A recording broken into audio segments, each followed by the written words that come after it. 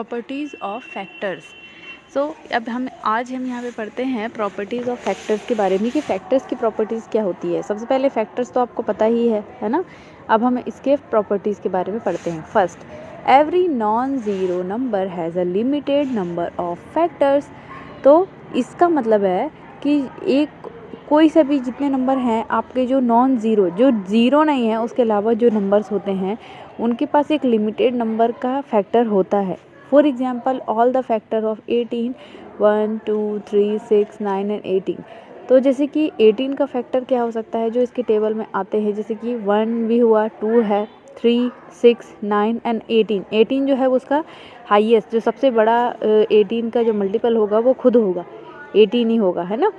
For example 1 2 3 6 9 and 18। तो ये सारे इसके जो है फैक्टर्स हो गए, लेकिन इनमें ज़ीरो शामिल नहीं है।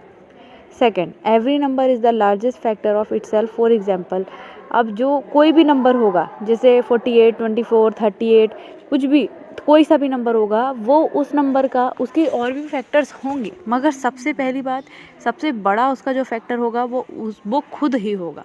मतलब अगर आप 34 नंबर की बात करें तो 34 का जो हाईएस्ट, जो सबसे बड़ा फैक्टर होगा वो 34 खुद होगा, है ना। वो 34 वन ज़ा 34 उसके खुद के टेबल में 1 टाइम में आता है ना। इसलिए वो कोई सा भी नंबर का जो हाईएस्ट फैक्टर होता है वो खुद होता है, वो नंबर वो खुद होता है। ओके, जैसे 24 is the largest factor of 24 and 63 is the largest factor of 63, है ना। मतलब कि इसका लार्जेस्ट फैक्टर 24 का लार्जेस्ट फैक्टर 24 ही होगा, 63 का भी जो लार्जेस्ट फैक्टर है वो 63 होगा, और स्मॉल जो होते हैं वो 1 से स्टार्ट हो जाते हैं। तो 1 तो सभी का फैक्टर होता है, हमें पता है ना, सभी नंबर्स का फैक्टर 1 तो होता ही है।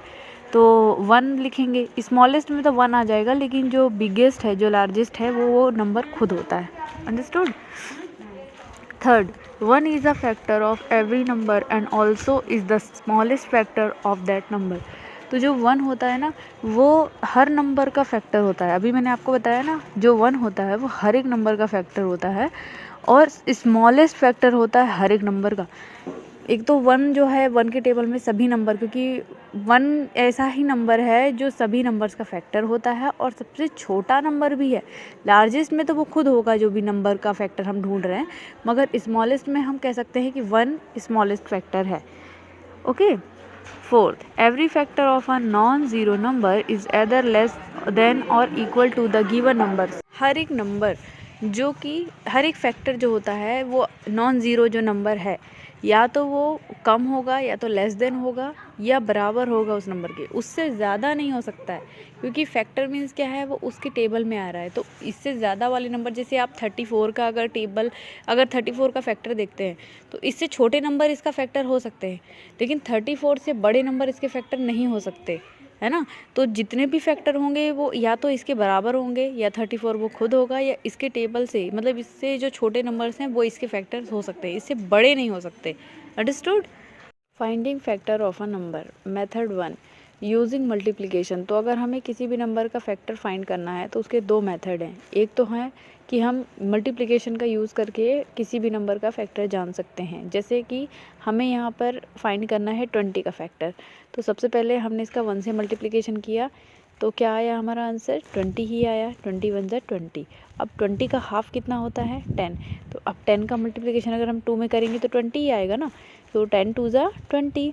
अब 3 से मल्टीप्लिकेशन करने पे अगर हम देख रहे हैं, लेकिन 20 का अगर हम मान लीजिए कि सोच रहे हैं कि इसका कैसे आ जाएगा, लेकिन 3 के टेबल में 20 आता ही नहीं है। इट मीन्स कि ये इसका फैक्टर नहीं है। ओके, इस तरीके से आ गया।